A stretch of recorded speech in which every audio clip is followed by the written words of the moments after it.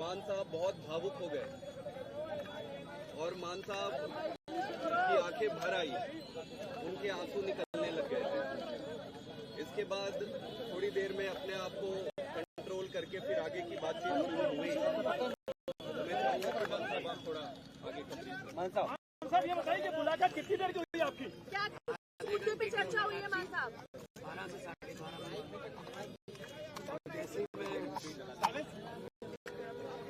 12:30 मुलाकात की जो कुर्सी थी, बहुत दुख हुआ दिल को कि मतलब जो हार्डकोर क्रिमिनल होते हैं, जो अपराधी होते हैं, उनके वाली सहूलतें भी नहीं मिल रही है।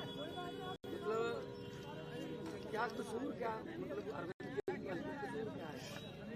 मतलब अस्पताल बना दिए, यही कसूर है। उसने मोहल्ला क्लिनिक बना दिए, यही कसूर है। उसने बिजली फ्री कर दी, यही कसूर है। उसने स्कूल बना दिए, यही कसूर है।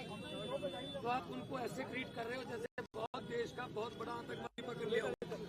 मतलब जेल का मैनुअल तो जेल का मैनुअल देखिए, इसमें ये लिखा हुआ 102 क्लॉज है।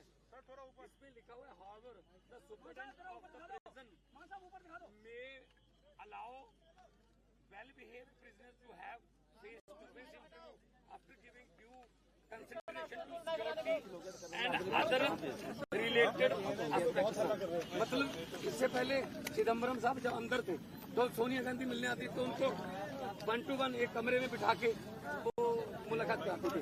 आज शीशे के पार जैसे बहुत बड़ा कोई हार्डकोर क्रिमिनल जो है वो बैठा हो सामने, शीशे के पार फोन पे बात करवाई।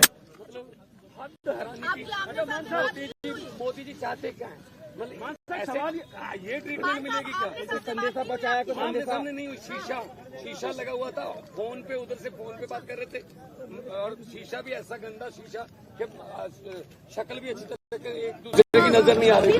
लेकिन ये जो चीज है ये बहुत ही इनको महंगी पड़ेगी, क्योंकि अरविंद केजरीवाल जो कट्टर ईमानदार है, जिसने पारदर्शिता की राजनीति शुरू की, बीजेपी की राजनीति खत्म की, उनको ऐसे ट्रीट किया जा रहा है। आज मुझे थोड़ा टाइम लगा अपने आप को संभालने में। मैंने अरविंद जी से पूछा कैसे हो, उन्होंने कहा चलो मेरी चिंता मत करो, ये बताओ पंजाब का हाल कैसा है। पंजाब में स्कूल बन रहे हैं अच्छे, पंजाब में जो गेहूं की फसल को मंडियों में उठाने का प्रबंध हो गए अच्छे, पंजाब में जो आम आदमी क्लिनिक अच्छे चल रहे हैं, पंजाब में बिजली फ्री मिल रही है। क्योंकि हम लोग तो काम की राजनीति करते हैं, हम नाम की राजनीति नहीं करते। एक सवाल तो मैंने कहा जी बिल्कुल पंजाब भी अच्छा है, असम में जाके आया हूँ, गुजरात जा रहा हूँ, कल दिल्ली में भी प्रचार करूंगा, कुरुक्षेत्र गया हूँ। तो आम आदमी पार्टी जो है एक सोच का नाम है। अरविंद केजरीवाल एक व्यक्ति को तो गिरफ्तार कर लोगे, सोच को कैसे करोगे? आम लोगों के लिए क्या संदेश है? आम लोगों के लिए क्या संदेश है? कन्हैया कुमार के लिए वो खुद दिल्ली से इलेक्शन लड़ रहे हैं। तो इंडिया गठबंधन का अपना एक सवाल है। एक सवाल कह रहा है कि केजरीवाल के जेल में आने के बाद पार्टी में भगदड़ मच चुकी है। पार्टी आम आदमी पार्टी एक डिसिप्लिन ग्रुप है। आम आदमी पार्टी एक बहुत ही मतलब डिसिप्लिन में रहने वाली जमात है। हमारी पूरी पार्टी एक साथ है, चट्टान की तरह हम अरविंद केजरीवाल के साथ खड़े हैं और आएंगे, बाहर आएंगे। और 4 जून को ये बात मेरी नोट कर लेना, स्क्रीन रिकॉर्डिंग करके रख लेना। 4 जून को जब देश में रिजल्ट आएंगे तो आम आदमी पार्टी एक बहुत बड़ी पॉलिटिकल शक्ति बन के उभरेगी। 21 रिटायर्ड जजों ने सीबीआई कोर्ट में सर 21 रिटायर्ड जजों ने जब सर से मिले तो हम सबने पूछा कि सर आप कैसे हैं? आपका हेल्थ तो ठीक है, आप कैसे हैं? उन्होंने कहा कि मेरी चिंता छोड़ो, ये बताओ कि जनता कैसी है। उन्होंने पूछा कि क्या जनता को फ्री में जो बिजली मिल रही थी वो कंटिन्यू है, मिल रही है। उन्होंने पूछा कहीं बिजली कट तो नहीं, पावर कट लग तो नहीं रहे। उन्होंने पूछा कि अस्पतालों में जो दवाइयाँ मिल रही हैं क्या वो दवाइयाँ अभी भी मिल रही है। उन्होंने पूछा कि बसों में जो यात्रा हो रही थी फ्री में महिलाओं की, क्या वो अभी भी कंटिन्यू है। उन्होंने सारी चीजें पूछी कि दिल्ली का हाल कैसा है, जनता कैसे है, और हमने एक एक चीज उनको बताया। उन्होंने ये भी कहा कि अगले हफ्ते से वो 2-2 मंत्रियों को बुलाएंगे और 2-2 मंत्रियों को बुलाकर दिल्ली के सारे कामों का रिव्यू करेंगे।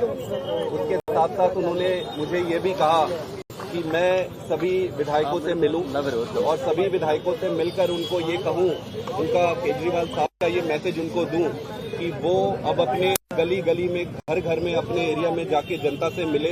किसी को कोई तकलीफ नहीं होना चाहिए, किसी को कोई दुख नहीं होना चाहिए। आज तक जितनी सेवा करते आ रहे थे उससे 10 गुना ज्यादा सेवा करना है। उन्होंने ये भी कहा कि वो जल्दी बाहर आएंगे और जब भी वो बाहर आए, जो 1000 रुपए प्रति महीना सभी महिलाओं को देने का वो वादा और बजट पास जो उन्होंने किया है उसको वो पूरा करेंगे। मतलब पूरे समय वो सिर्फ यही पूछते रहे कि दिल्ली की जनता कैसी है, जनता कैसे है, जनता में क्या चल रहा है, सब सुखी तो है। सबसे बड़ी बात ये कही कि संगठन देख रहे हैं बहुत अच्छे तरीके से, और मेरी ड्यूटी इस बात के लिए लगाई कि आपने जगह जगह पे जाना है और इंडिया अलायंस की अगर कोई किसी स्टेट में जाना पड़े इंडिया अलायंस के लिए, वहाँ भी आप जाना है। तो ओवरऑल ये थी, उनको संविधान की चिंता थी कि देश बचेगा तो पार्टी बचेगी, संविधान बचेगा तो पार्टी बचेगी। 21 रिटायर्ड जजों ने चिट्ठी लिखी सीजीआई को, कहा कि जुडिशरी को बदनाम किया जा रहा है। 21 रिटायर्ड जजों ने चिट्ठी लिखी सीजीआई को, कहा कि जुडिशरी को बदनाम किया जा रहा है। देखो पता क्या है, देश में जो हालात हो गए हैं, किसी को पूछ लो, दुकानदार को पूछ लो, वो भी कहेगा गलत हुआ है, ये गलत हुआ है। अरविंद केजरीवाल को गलत उन्होंने अंदर करा है। ये सिर्फ और सिर्फ चाहते हैं विपक्ष ना हो, हम ही इलेक्शन लड़े और हमें जीते। ये तो फिर पुतिन वाली बात हो गई ना, डेमोक्रेसी कहाँ गई, ये तो डिक्टेटरशिप हो गई। इसलिए हम लड़ेंगे, देश के लिए लड़ेंगे, देशभक्त लोग हैं हम।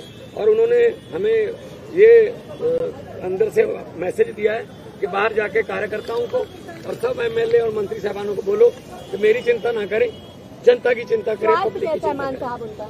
स्वाद ठीक है, देखो कौन सा कोई उधर दूसरी तरफ बिठा रखे थे। जब सोनिया गांधी चिदम्बरम को मिलते थे तो एक कमरे में बैठ के मिल लेते थे, प्रकाश सिंह बादल भी यहाँ मिलने आते थे तो कमरे में बैठ के मिलते थे। पता नहीं क्यों दुश्मनी इतनी है कि हमें आतंकवादियों की तरह ट्रीट किया जा रहा है। कोई बात नहीं, हम वो पत्ते नहीं जो शाख से टूट कर गिर जाएंगे। आंधियों को कह दो अपनी औकात में। Thank you.